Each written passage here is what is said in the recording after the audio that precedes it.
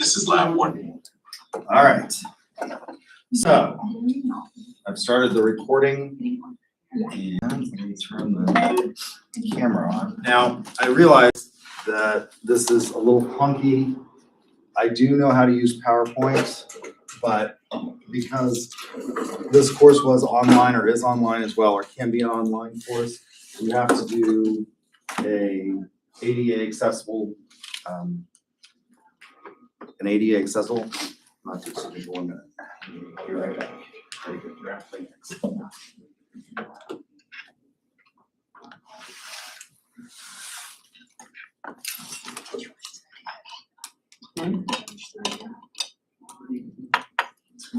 Did you finish the video? Because we're serious about it.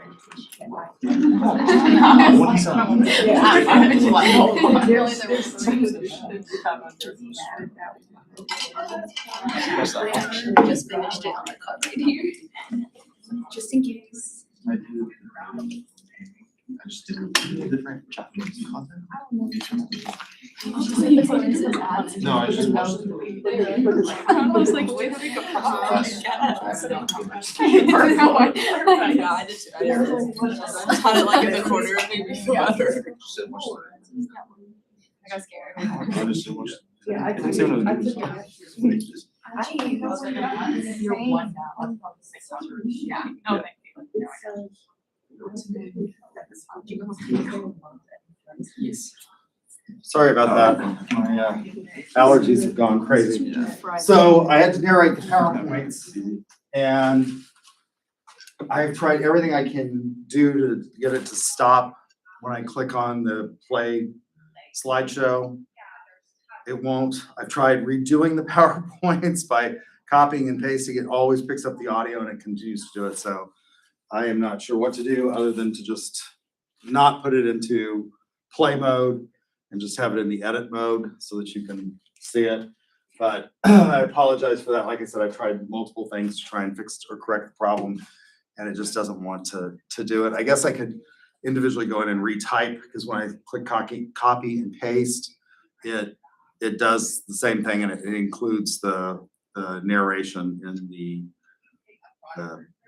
paste version. So there's got to be some way I'm doing something wrong, but I don't claim to be the most technologically sophisticated person, but I at least do know how to play PowerPoint, and it's just been a constant source of irritation for me for quite some time. But I apologize. So we're just going to look at it in the edit mode on here. So this course, as I said during our first lecture, involves the intersection of two disciplines, the discipline of philosophy and a subfield of philosophy called philosophical ethics, and the discipline of marketing and the application of philosophical ethics to marketing ethics or marketing theory and practice. So what is it that comprises the field of philosophy?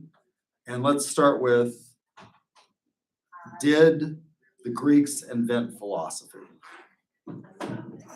Who invented philosophy? Did the Greeks invent it? And if so, why? Nobody has an answer to that as to whether or not the Greeks invented philosophy.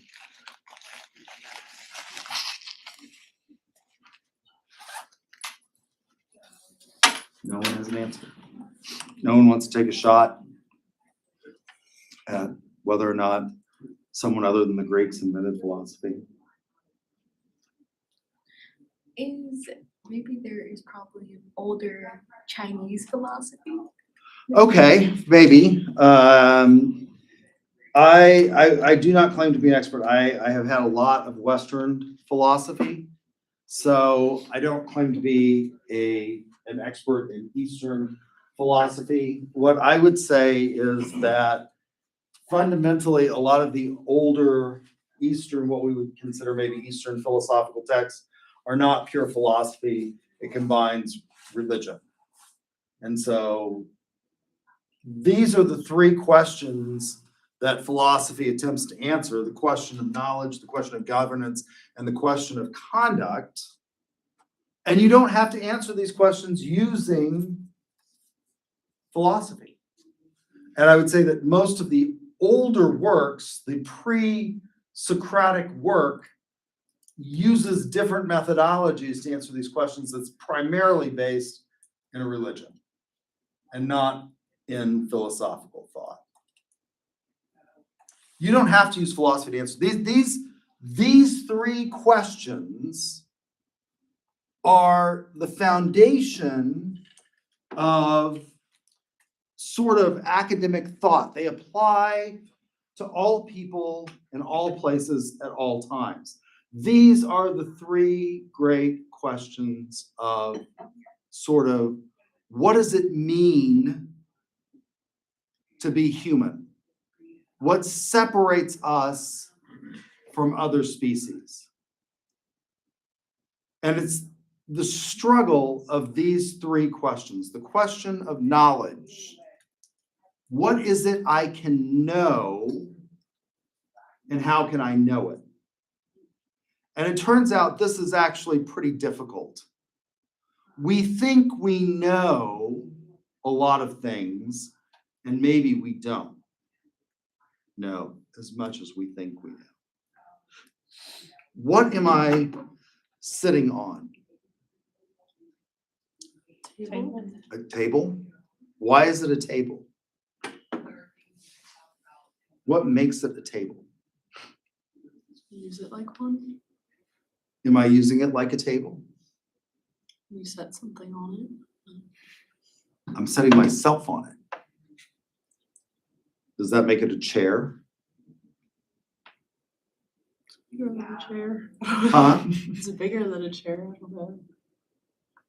There are some big chairs out there. Ever been to the Big Texan in Amarillo?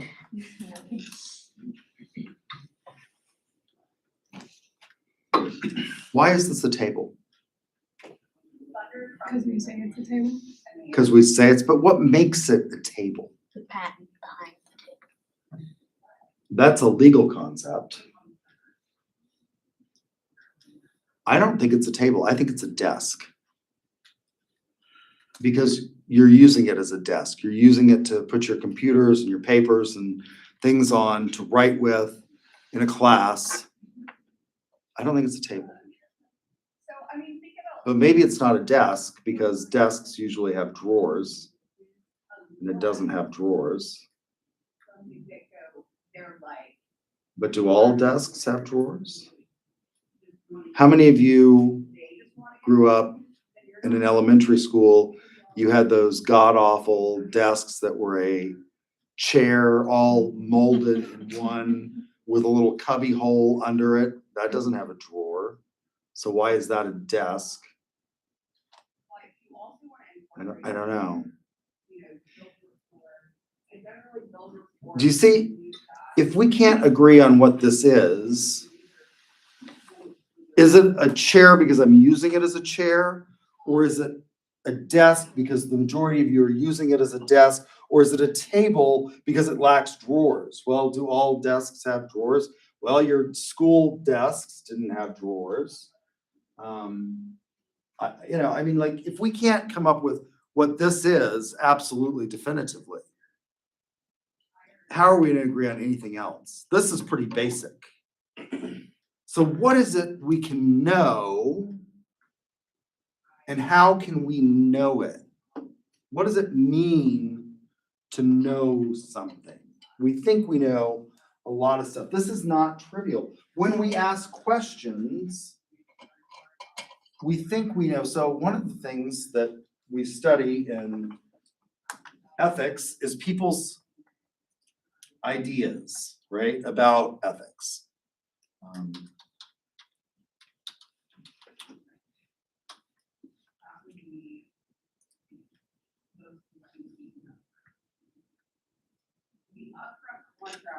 Would be something like.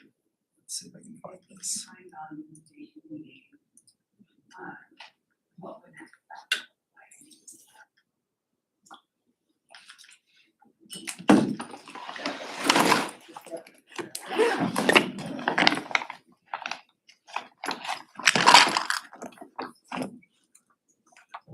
Let's see if I can blow this up. investigating is when you're getting into like your needs. And what their priorities are. So always starting with like the decision-making process. So if there anyone else that would. Obviously they're gonna say, no, not today, because you're talking to one person. Trying to see if I can Find out. find the question.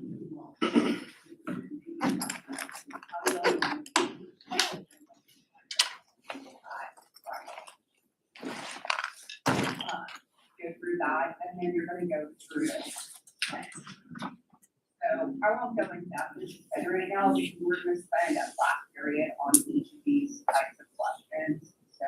Just one second, I'm looking for a question on an ethical position questionnaire, and normally I can find it right away. I've done this a million times, but because I'm a little allergic today, I'm having a hard time seeing. This is it, number 18. Let's look at this question. This is a questionnaire, and I'm not sure you can see it. I'll try and blow it up a little bit more. Can you read that? If I want to lose business, I will do that. Can you all read that? Question number 18. This scale has been widely used. I've used it in my research on ethics in marketing and comparing responses among various groups to other groups using this scale or using this survey. And question number 18 asks the following question. Now, this is a scale that has been, or this is a instrument that has been what we call validated for both reliability and content validity. What that means is that through the analysis of the instrument, going through a scale development series of tests, we are saying that this instrument actually measures what we say it measures, which is ethical ideology, and that it is stable and that it will produce similar results across various groups. So you want an instrument that is both valid and reliable.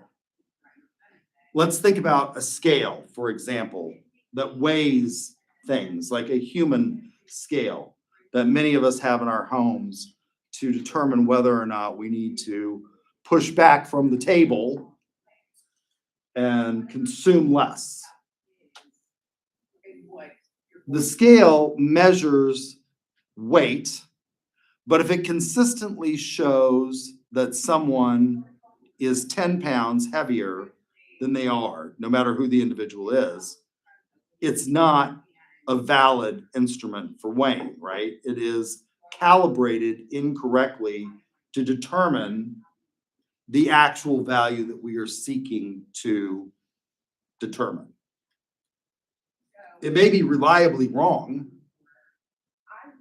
but it's not calibrated correctly, right? So it's not a valid instrument to use.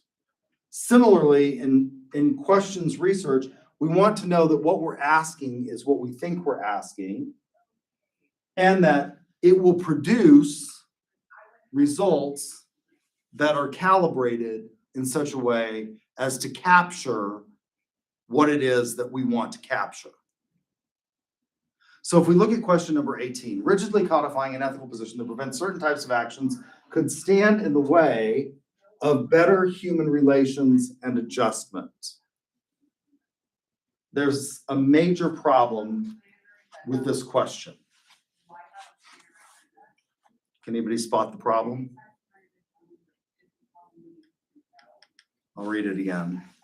Rigidly codifying an ethical position that prevents certain types of actions could stand in the way of better human relations and adjustment.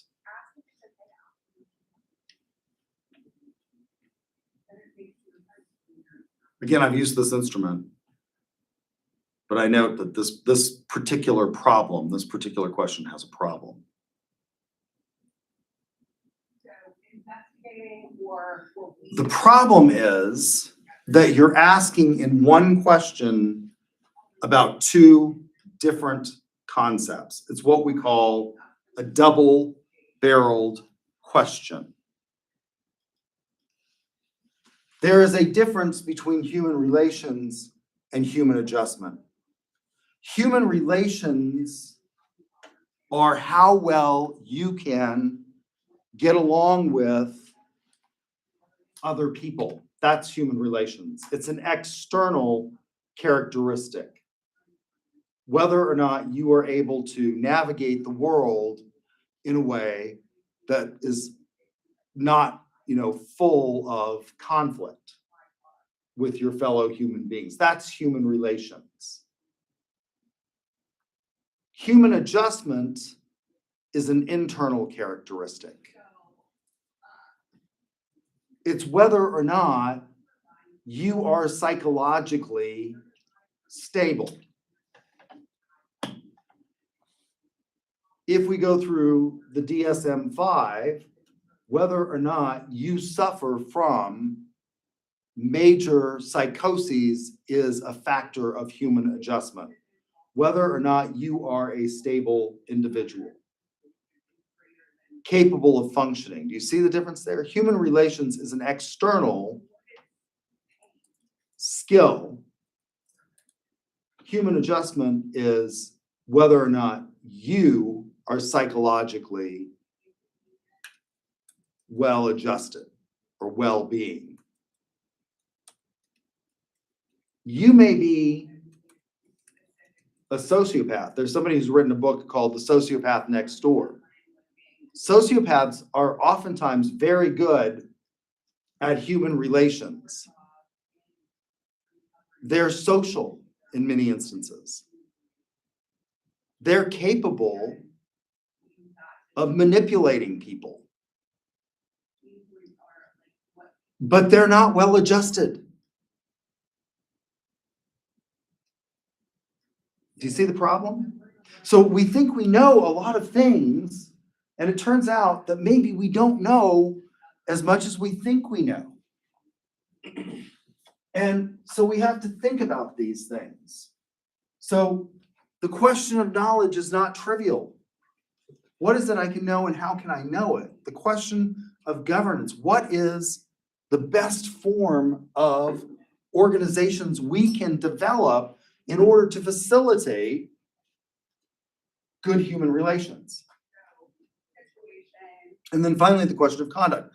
What is moral? So these are the three great questions. Now, you don't have to use philosophy to answer these questions. What is it I can know? One of the questions of knowledge that we think about, that we're interested in, is what is, for example, the origin of our world? How did our world come into existence? How do I know that? You don't have to use philosophy to answer that question. You can use a mythology to answer that question. A mythology is what we would call now a dead religion, right?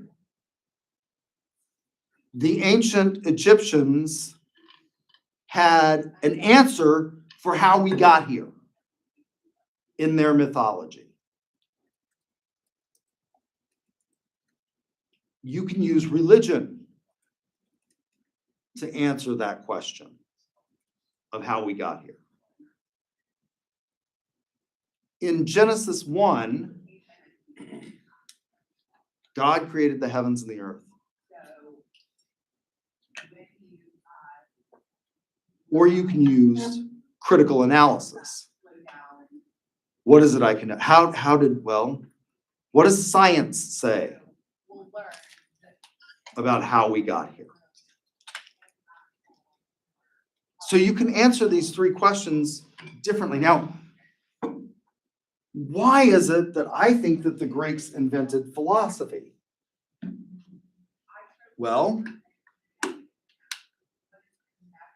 If you don't have satisfactory answers to the questions of knowledge, conduct, and governance in your religion, you're going to seek those answers in another way.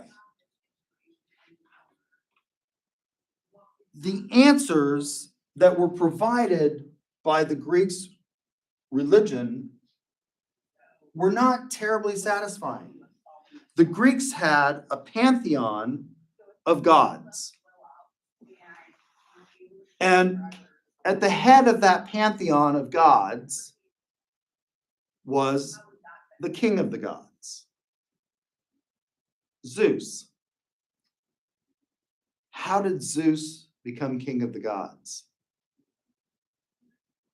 So demonstrating capabilities of your presentation. So on here it Was says- he the first god in Greek mythology? Does anybody know? Is it because he was the one that killed his dad? He killed his father. There were gods before Zeus. He is the product of two older gods, and he kills his father. So what is the feature? There are, in Greek mythology, demigods. What is the- These are the offspring of the gods and mortals. This is Zeus coming down from Mount Olympus and having offspring with human beings and other gods. There's a whole series of adolescent books that are written based on this mythology. They've made a couple of movies about this, and now I believe there is a television series that has been made about this. The books were called Percy Jackson and the Olympian series, and they have made, a movie. The first one I think was called Percy Jackson and the Lightning Thief, about somebody who steals thunder from Zeus and they have to get it back. And now there's is it produced by Disney? Is that who produces this series? So if a god can die, you're not turning to this person to answer the ultimate questions of life. Fundamentally, these three questions lead us to the answers of what constitutes a life well lived. And you're not turning to these gods to answer that question. You don't want to upset the gods, but they're messy. These are messy superhumans. And so the Greeks had to come up with another system to answer these questions. If you have a satisfactory answer in your religion, you don't turn to philosophy. But if you don't have a satisfactory answer, you do turn to philosophy. So you can answer these questions using a mythology, which I'd suggest to you that the Greek mythology was not comforting enough or something, was not satisfying enough. And that's the reason they developed philosophy. There are echoes of philosophy before the Greeks, maybe in theology, in the analysis of books on various great religions of the world. But the Greeks didn't really have that. So they developed a system to answer these questions that was independent of their religion, or what we would call a mythology. So we can answer these three great questions: the question of knowledge, the question of governance, the question of conduct, using something other than philosophy. But the problem is that you end up with interesting results when you start answering these questions. If we, for example, were to answer these questions using religion, well, in the United States, whose religion are we going to use? Well, a lot of people argue, well, we are a Christian nation. That argument finds itself being debated in the body politic today. But even among, if we accept that argument, like we're a Christian nation, even among the Christian religion, there are various denominations and sects which would debate as to which interpretation. So if you answer these questions, the question of knowledge, the question of conduct, the question of governance, using religion, you're going to turn to the book, right? So let's say we're going to turn to the Holy Bible. Are there any differences between, for example, the Catholic Bible and the Protestant Bible? There are. Who developed perhaps the most widely circulated Protestant Bible in the world? It's got his name. The King James Version of the Bible. Actually, it's more than one person, but yeah, it's the King James Version.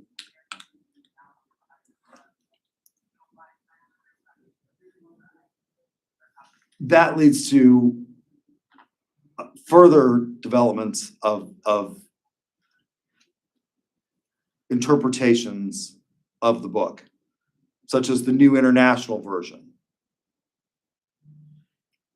Now, if we establish that we're going to use this book, well, which version are we going to use? The Catholic version? Are we going to use the King James Version? Are we going to use the New International Version? You can see what the problems are. There's a group, a denomination that started in the United States that says there's a second book. The Church of Jesus Christ of Latter-day Saints has a second book. Are we going to use both of those books? Philosophy allows us to come up with common answers to these questions, even among disparate sects of a religion. What is it that constitutes the good and just?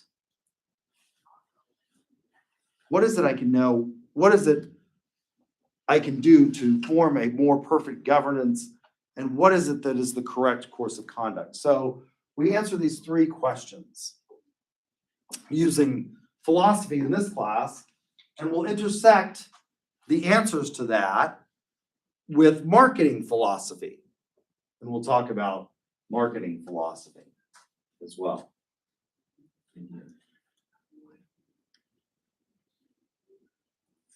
So when we talk about these three questions and we make judgments, we're combining judgment with values or creating values. And what are values? Well, values are beliefs that we act upon. Most successful businesses, in a book called Built to Last, two authors, Collins and Parias, talk about what kinds of companies are the most successful over the long haul. And he studies a group of companies that have been successful for over hundreds of years, or over 100, I think it was over 100 years. 120 years or something like that at the time they wrote the book. Consistently over that time period. And what they discover is that most successful companies have a core set of values. They have a strong corporate culture. So what is culture? And it's important in marketing because we use cultural symbols all the time to make marketing persuasion. So successful companies have these core sets of values. Those values are expressed in culture, which is a set of symbols and beliefs and rituals that we engage in. So what is, for example, an aspect of our common culture? We sit here today in Edmond, Oklahoma, which is in the middle of the state of Oklahoma. We're almost the exact geographic center here of the state of Oklahoma. And the state of Oklahoma is largely in the geographic center of the United States of America. We have an American culture that's important in this country, right? We can talk about culture at a large level. What's some of the things that are important in terms of the overall American culture? What are things that we have in common with people who are from geographically very different locations? Oklahoma is geographically very different than California. How are we geographically different than California? Well, if you go to California and you go to a similar latitude, in other words, a similar position on the globe at a similar distance from the equator on the coast of California as opposed to Edmond, Oklahoma, you get radically different temperatures. On the coast of California, as a result of the mediating effect of a large body of water and a current that influences that temperature of that body of water off the coast of California, you get temperatures that are far more stable than they are in Oklahoma. Right now, we're in winter, and on Thursday, we're going to start experiencing or expected to predict to have the beginnings of a winter storm. I'm wearing my Pendleton coat today because when I came in, it's cold. On the coast of California today at a similar, latitude as we are here in Oklahoma City, I'd be willing to bet it's probably 75 degrees. And it stays about 75 degrees on the coast of California most of the time in that area. They're different. But what kinds of things do we have in common with those people out in California? What's part of our American culture? Yes. Pursuing the American dream. The American dream, that is right. This is something that is uniquely American, and you see it in all kinds of aspects of people from New York to California to Oklahoma and Texas and South Dakota. And what is the American dream? Well, it's largely influenced by a couple of things. One, our enormously capitalistic society. Of all sort of free market economies in the world, we're the most free market economy. We're not a completely free market system, but we are by far a bigger free market economy than other places where they have far more intervention on the part of the state in economic affairs than we do. There are far higher tax rates in most other Western nations than in the United States, and there are greater redistributions of wealth in those places than there is in the United States. That's a factor of the American culture. And that has impacted the American dream to the extent that we want to produce things and we come up with innovations so that we can make money that is far greater than most other places in the world.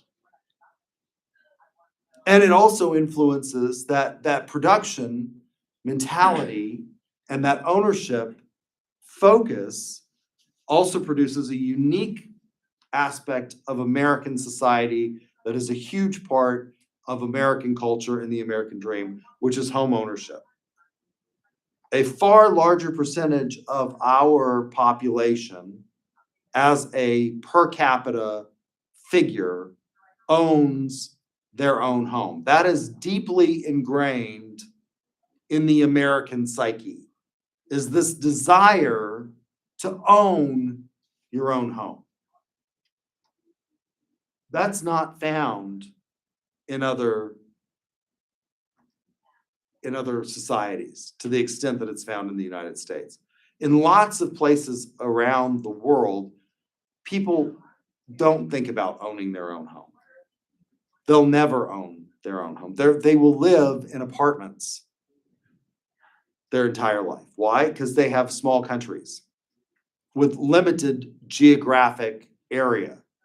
That's not true in the United States. As we would populate an area starting on the East Coast, when it got too crowded, we just did what? We moved west. And so this idea of home ownership is part of the American culture that almost everybody wants, with a couple of exceptions. But it's deeply ingrained in the American psyche. The two exceptions that I can think of where it's not so deeply ingrained in the American psyche are New York City and Chicago. People who grew up in Manhattan don't ever expect to own their own home. They'll live in apartments, their entire life. Most Americans at some point in time want to own their home and not have a payment on it. That's the dream, is to, you get a mortgage, you have a 30-year mortgage, you pay it off, and you own it yourself, free and clear, in what lawyers call fee simple absolute. That's a big part of American culture. How many of you own a home? That's unusual. When I ask that question, most people, they may be buying a home. They may own it with a bank, but that's a big part of our culture. And so these values and symbols and beliefs and ideas, what is something that is culturally unique to Oklahoma? Would you guess? So not just, let's study the national culture and these values that we have, which one of the values is that you work hard, you buy a house, you own it. You pay it off, you own your home. And then what's sort of a uniquely Oklahoma culture that's different than, say, California? Yeah. This might not be what you're looking for, but what I've noticed is a lot of people think people are nicer here, like just open. That is absolute. I think Oklahomans are overwhelmingly very polite compared to other places. I went to New York to visit my sister-in-law's family over the holidays, and we went to New York City. They actually live out on Long Island, and they own their own home. Her family owns all of her uncles and aunts own them because they live out of the city. They live on Long Island, out of the city. But we went into the city one day to see, it was the 100-year anniversary of the Rockettes this year. And we went in and we saw the Rockette performance at, the theater there. We had to go into the city. And yeah, I mean, people they're pushy. They don't talk to you. They are very short in their interactions with you. There's a lot of people, and they've got to get somewhere quickly. And you have to fight. And Oklahomans are overwhelmingly far more polite, I think, than other parts of the country. The personality of some New Yorkers matches the weather, cold. And I think we're overwhelmingly a more friendly people. I'm not a native Oklahoman, although I've lived here long enough that I consider myself culturally an Oklahoman. I dearly love the great and sovereign state of Oklahoma, although that's a perversion I share only with consenting adults. We've got a lot of land. We're not on top of each other. Life is not, I mean, because we're not fighting to get, just a little ways down the road. Literally, we took this cabin from Long Island, not a cab. We took a car service, that's what they call car service, from Long Island into New York City to watch the Rockettes. And it's enormously frustrating because it was less than 45 miles from her family's home to the theater where the Rockettes performed. And yet it took 2.5 hours to get there because of traffic. It's enormously frustrating to be stuck in traffic in New York City. And it was cold, so we didn't want to get out. We were like within a mile or two. You could see where we were going, and we could have gotten out and walked there faster, but it was sleeting and raining and below zero, and we didn't want to get out. But it's enormously frustrating. That's not typical in Oklahoma. You very rarely have that kind of traffic. And so we don't have that sense of urgency that they have there. That is uniquely Oklahoma. That we're very nice. I mean, people in New York don't just hug. You hug strangers here. Oklahomans are overwhelmingly huggers. You do that in New York and you're going to get punched. It's completely different.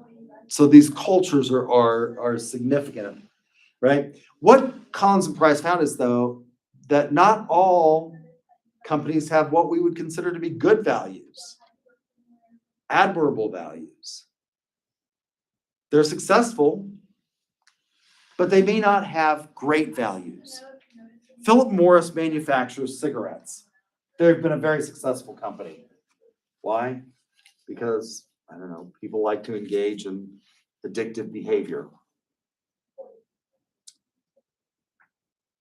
And the CEO of Philip Morris was described in the book as being cold, ruthless, calculating.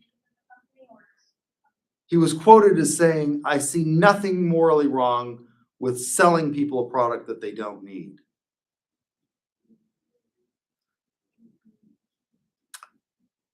It's not just that you don't need cigarettes, right?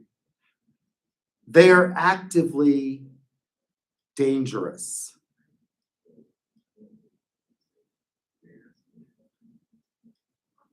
They have almost no redeeming value. And I say this as somebody who smoked for a long time.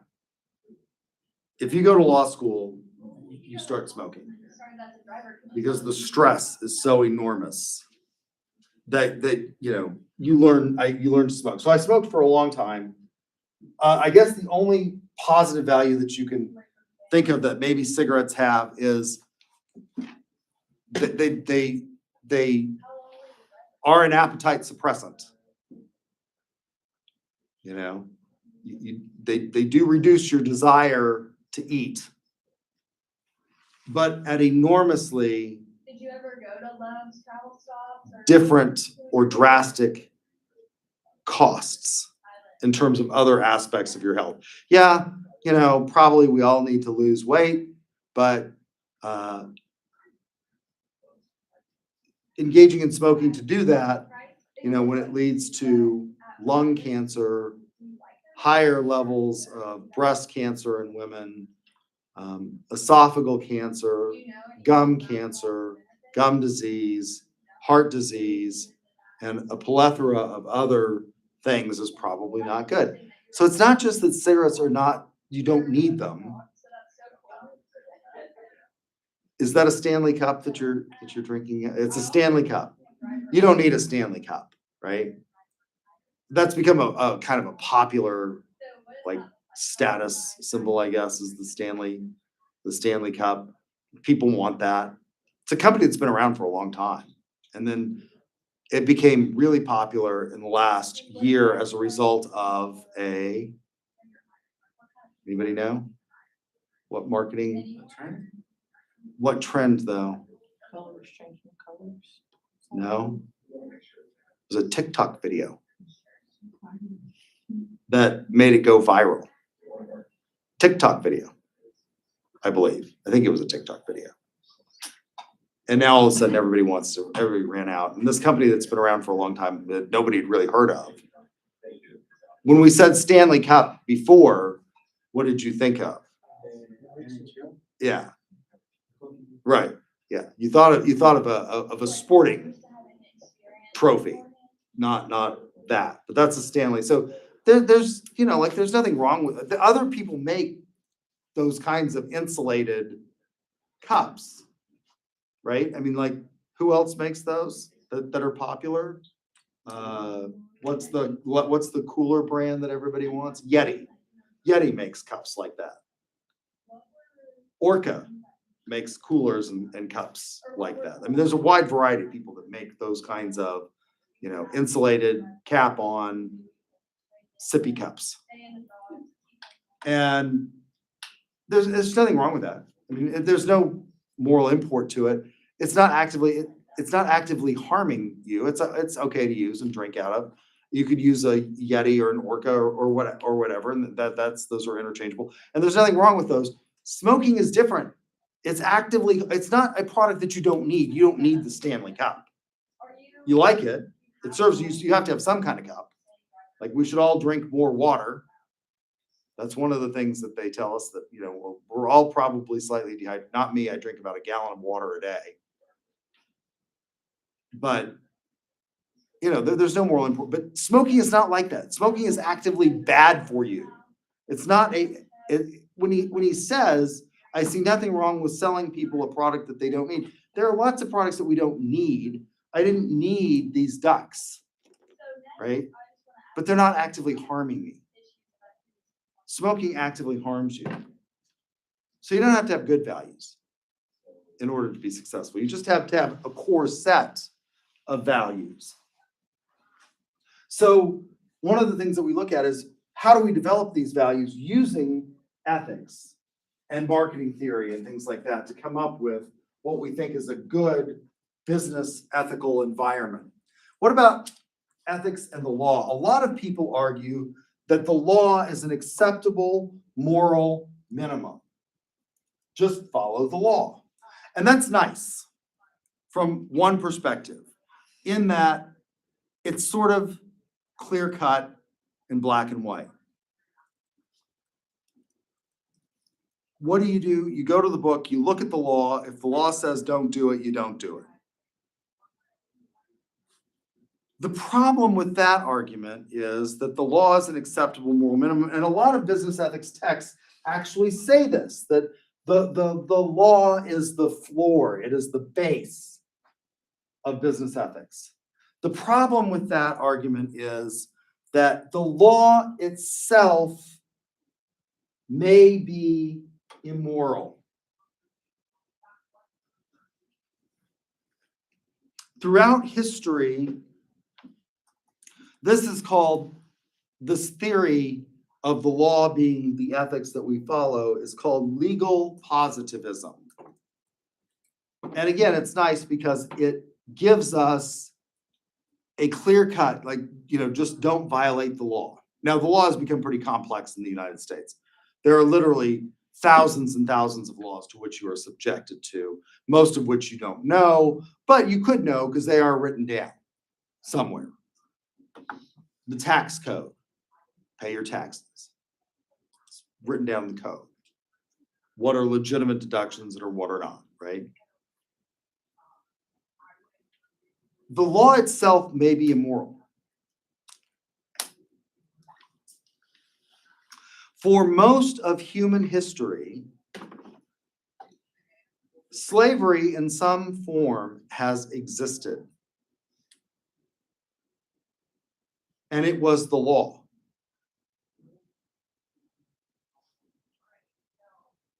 Modern day slavery still exists.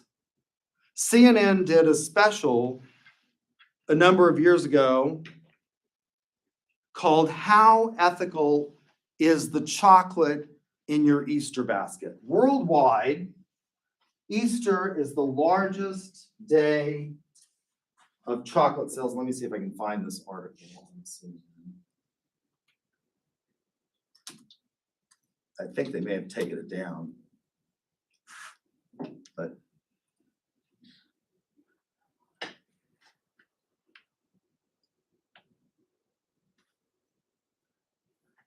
nope, it's still there. Let's switch. So this subscribe. Yeah. How ethical is your Easter basket? And they expose the fact that modern day slavery exists, and one of the places it exists is in the production of chocolate. A goodly number of the world's production of chocolate comes from the west coast of Africa, and these people that produce it, they did this little thing, and they child slave labor is used to make chocolate in your Easter basket.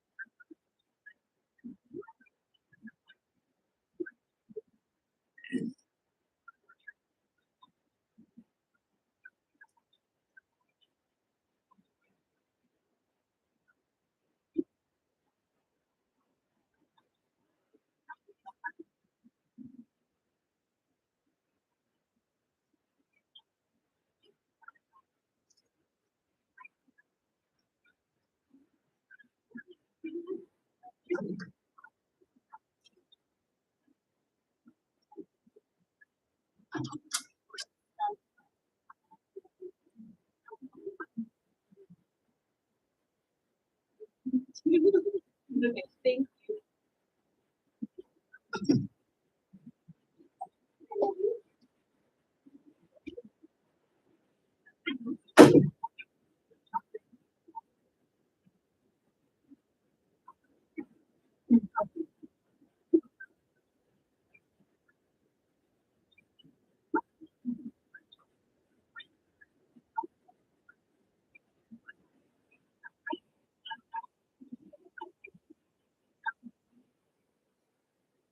I tried that. I went to the local, but one of the recommendations that they have there is try to go to the local source.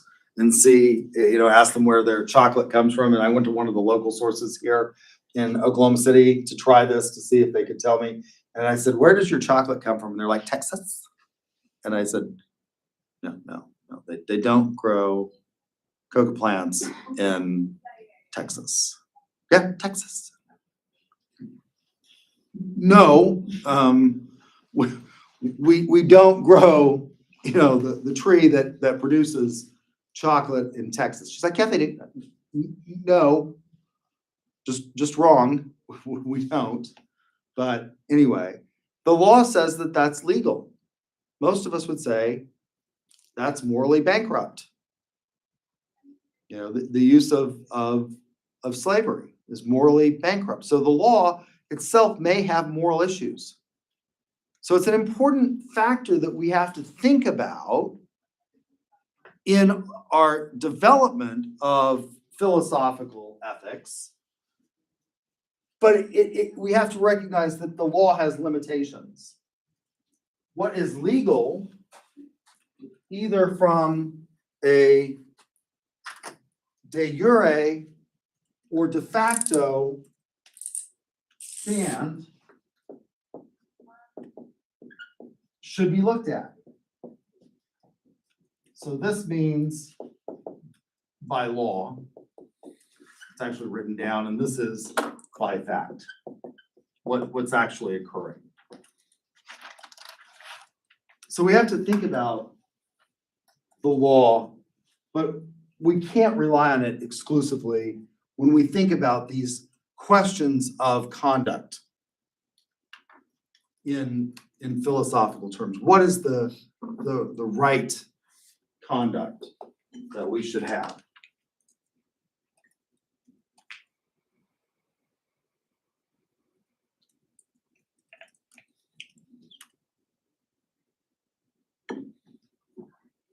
So, what kinds of philosophies can we come up with then? If the Greeks invented philosophy, as I've argued that they did, what kinds of theories can we develop? Well, there are some challenges to developing these theories. As we think about these theories, and as we think about things, there are these struggles that the Greeks had to overcome as well. These are what we call challenges to philosophical ethics, and there are 3 of them. The oldest challenge to philosophical ethics is this idea that ethics is subjective. What do we mean by subjective? Well, if we think about another subfield of philosophy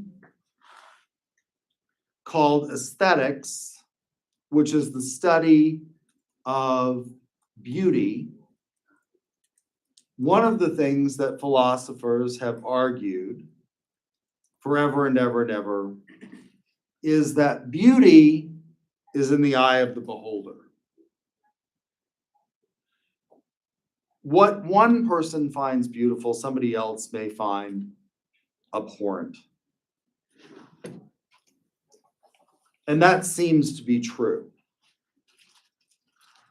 Human tastes vary widely.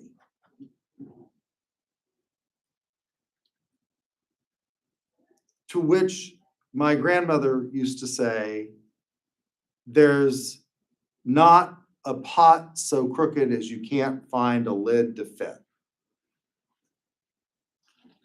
She would use that analogy when she was making aesthetic judgments about couples that she knew.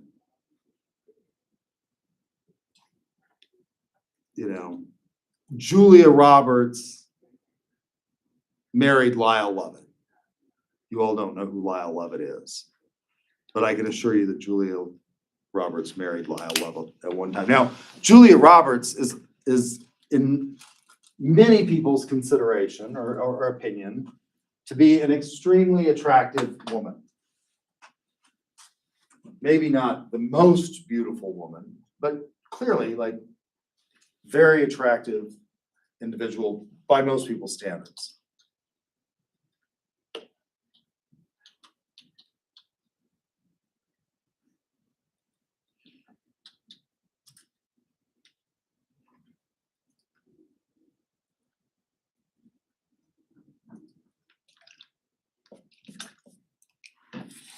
This is Lyle Lovett.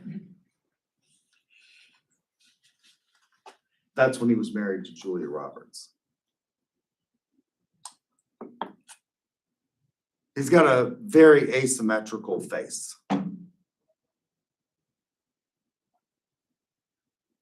But she must have found something attractive about him, right? Ethics seems to be the same as this idea of beauty being in the eye of the beholder. If we ask questions about really hard ethical problems, we'll get a lot of different opinions.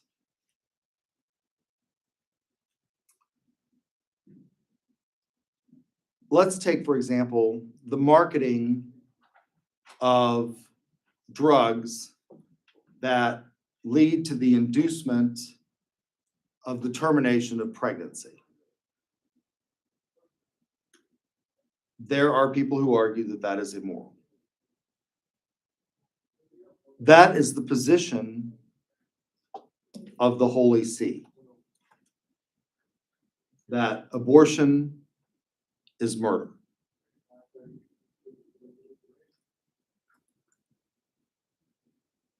Other people argue that abortion is not murder. There seems to be a lot of dispute, and there's positions within that continuum. You know, that, well, maybe you shouldn't have an abortion except for certain cases. Rape, incest, the life of the mother. If you make those three exceptions, by the way, since 1973, the year that Roe versus Wade was decided, something like 85% of Americans would agree with that position. That in cases of rape, incest, or the health of the mother, you should make exceptions. But there's still 15% that don't agree with that position. How do we know what is moral? This is a really, like, it seems to be very highly emotionally charged and opinionated if we ask these kinds of really tough questions. And that's why subjectivism is so appealing and such a huge challenge to ethics, is that if I ask you really tough questions like that, we'll get a variety of answers in this classroom. I'm not going to ask you that question. But, you know, we can come up with less difficult questions and still have lots of debate about it. Should drug companies be allowed to engage in direct-to-consumer advertising of pharmaceutical products? The vast majority of countries in the world say no. Only 2 nations on the planet allow for the advertising of pharmaceutical products directly to consumers. Who are those 2 countries? The United States and New Zealand. The advertising of drugs is big business. Every other country on earth says, don't do it. Why? Well, because it has led to problems that we experience in the United States of people basically going into their doctor and demanding that their doctor prescribe them whatever the latest drug is that they want to take. We have people basically self-diagnosing and requesting medicine, and they have no real knowledge of pharmacology. Many drugs have lots of side effects. Now, some of those side effects are good. They developed a drug called finasteride to eliminate enlarged prostate problems for men. And one of the things that they noticed is that the men who were taking this drug for their enlarged prostate, who were bald, started to grow hair. They started to regrow their hair. They now market that drug not just for people with enlarged prostates, but to cure or stop or arrest male pattern baldness. That's an example of a drug that had a side effect that turns out may be beneficial. Most of us want to keep our hair. Right?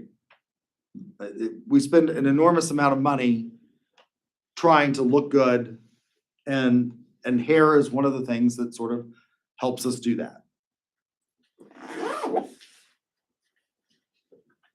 Botulism toxin was developed to cure diseases like or not cure, but to alleviate the effects of diseases like dystonia. You all don't know this person because she's been off the air for a while, but there used to be a woman on the radio. She had a radio show, and her name was Diane Rehm. And my friend's father, I recorded some of these shows when we were taking a road trip and we were listening to him, and he started referring to her as the smoker. He's like, let's listen to the smoker again. Because she talks like this. And I kept saying, she's not a smoker. He's like, well, she sounds like a smoker. She wasn't a smoker. She had dystonia. And what it was is it affected her particular variety, affected her vocal cords. It caused involuntary spasms and contractions of the vocal muscle, the vocal cord. And she talked funny.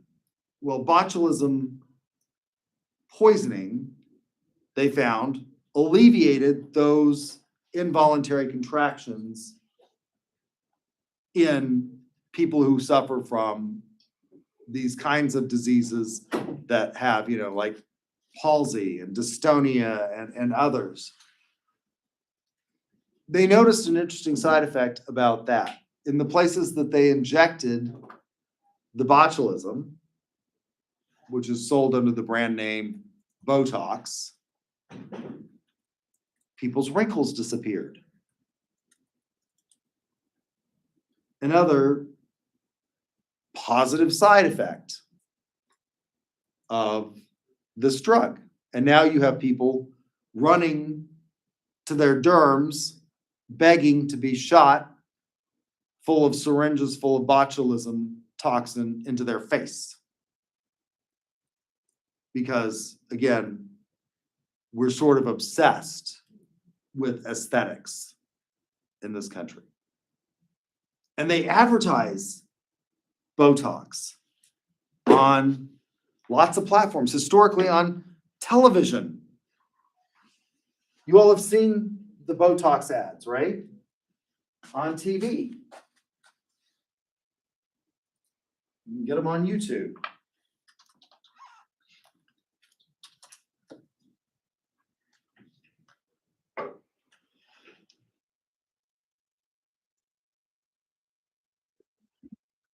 Oh, well, this one is not for wrinkles. They also figured out that it works.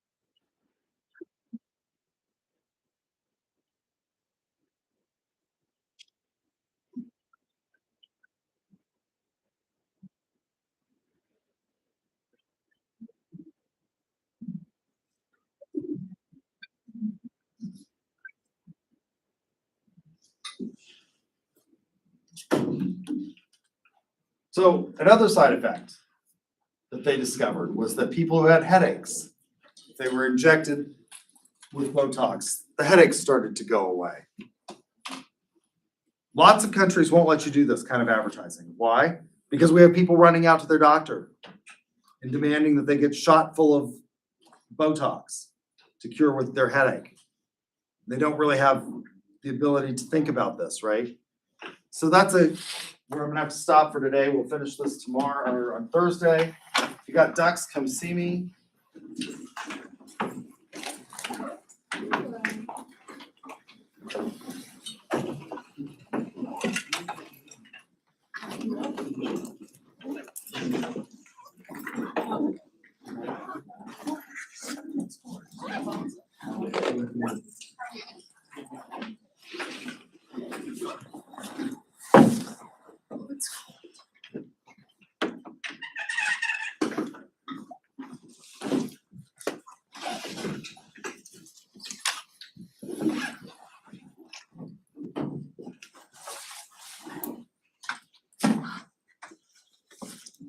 Which last name?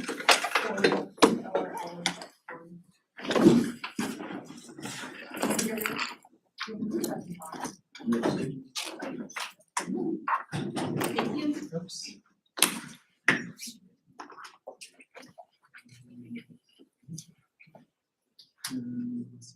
Smithwood. It's not pronounced Schmidtick. No. Thank you. Just watch the video. Okay, thank you.